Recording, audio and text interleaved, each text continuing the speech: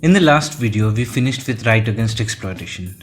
Now we will see the religious rights. India is a diverse country with many religions coexisting. Even after the partition of the country based on religious lines, India decided to continue being a secular country. So it was important to make right to freedom of religion a fundamental right. Articles 25, 26, 27 and 28 cover the right to freedom of religion. Let's see Article 25. Freedom of conscience and free profession, practice and propagation of religion. Article 25 says that all persons are equally entitled to freedom of conscience and the right to freely profess, practice and propagate religion. So this right is available to all persons, whether citizens or non-citizens. Now let's understand each of these terms. What is freedom of conscience?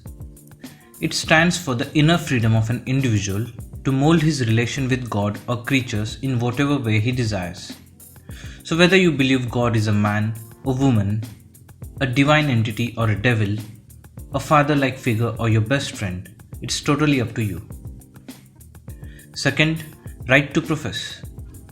To profess means to affirm or to declare.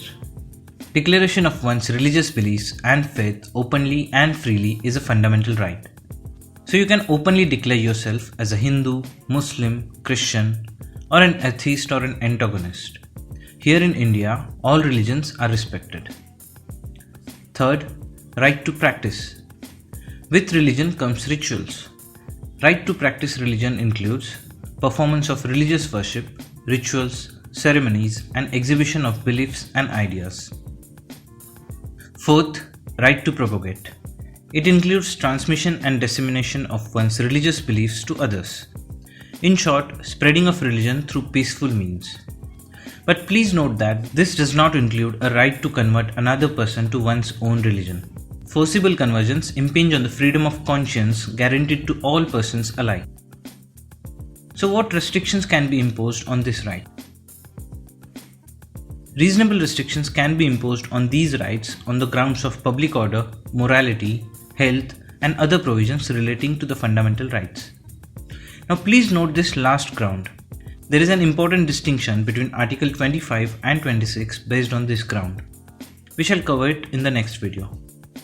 Further, the state is permitted to regulate or restrict any activity associated with a religious practice and provide for social welfare and reform or throw open Hindu religious institutions of a public character to all classes and sections of Hindus. Article 25 adds two more points in this regard. 1. Wearing and carrying of kirpans is to be included in the profession of the Sikh religion. And 2. The Hindus in this context include Sikhs, Jains and Buddhists. So Article 25 covers not only religious beliefs but also religious practices. As it is clear from what we have covered, Article 25 is an individual right. In the next video we shall see Article 26, which is a collective right of a religion as a whole.